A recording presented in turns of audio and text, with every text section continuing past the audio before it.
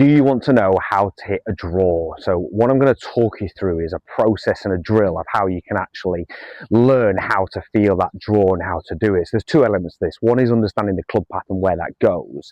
And then two is understanding how to actually, what we call, release the golf club through the shot to square the club face up.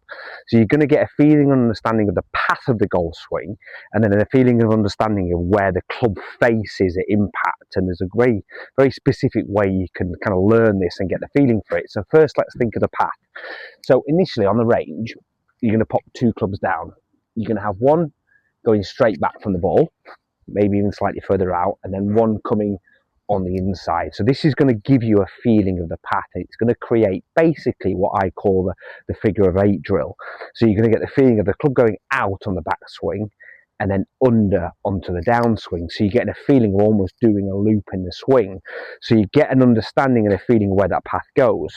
So if you allow the club to go out on the backswing and under on the downswing, you can start to get a feel of where the path of the club is going.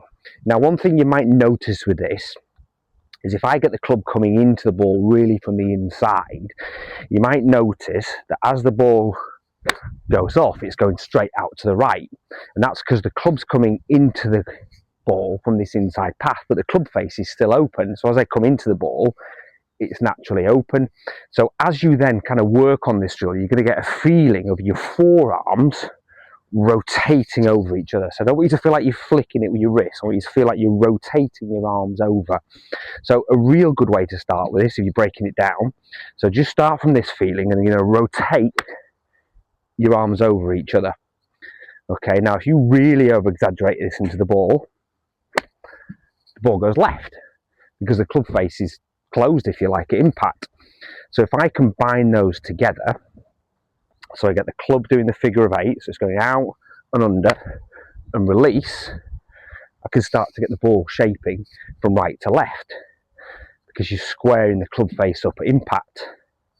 So you're getting the feeling of the figure of eight, out, under, release, and the ball starts to work from right to left. So if you can do this nice and slowly at the range and just over exaggerate each part, you'll start to get a feeling for it and an understanding with it.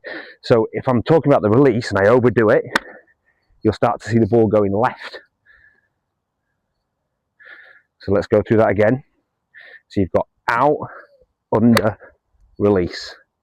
And do it nice and slowly until you start to see the ball going from right to left.